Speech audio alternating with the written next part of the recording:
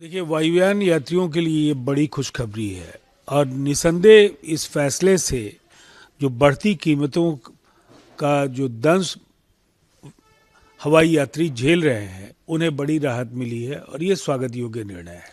देखिए, अब ये मतदाताओं को तय करना है, इसलिए कि ऐसी अनेक संस्थाएं जो समय समय पर जनप्रतिनिधियों को लेकर ऐसे रिपोर्ट लाती हैं जिसमें उनके आपराधिक मुकदमों का जिक्र होता है।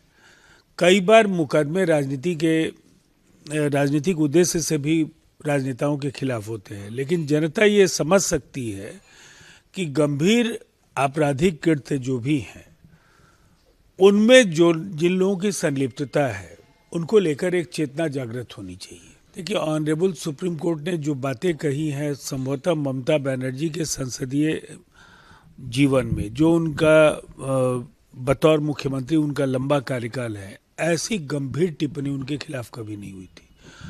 ऑनरेबल सुप्रीम कोर्ट ने कहा है कि मुख्यमंत्री का ईडी की कार्रवाई के समय वहां पहुंचना और पश्चिम बंगाल सरकार का हस्तक्षेप, ये दो घटनाएं सही नहीं है। और सुप्रीम कोर्ट ने यह भी कहा है कि उनके पास कई विकल्प थे जिनका वो प्रयोग कर सकती थी, लेकिन उन्हें खुद नहीं जाना चाहिए था। और मुझे लगता है ममता जी को जरूर आत्ममंथन करना चाहिए कि सत्ता की चाह में, सत्ता की लिप्सा में जो नैतिकता के मानदंड हैं उनको पूरी तरह से ध्वस्त करने के प्रयत्नों से उन्हें बचना चाहिए। देखिए, ऐसे कई गंभीर मसले भारत सरकार के समक्ष होते हैं।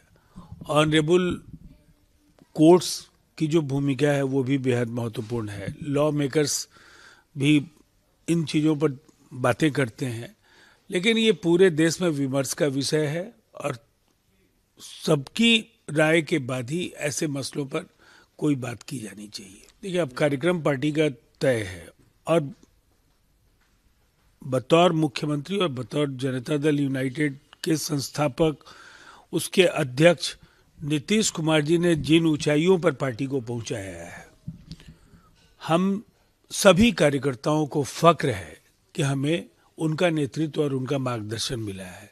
हम सब भी चाहते हैं वो लंबे समय तक पार्टी की अगुवाई करें, नेतृत्व करें और हमारा मार्गदर्शन करें। देखिए, हाल के दिनों में जो सबसे चौंकाने वाला इस्तीफा है वो प्रद्युत बारदुलाई का है। प्रद्युत बारदुलाई ने एक एनएसयूआई अध्यक्ष के तौर पर अपनी यात्रा की शुरुआत की। 4 अवसरों पर वो विधानसभा के सदस्य हुए।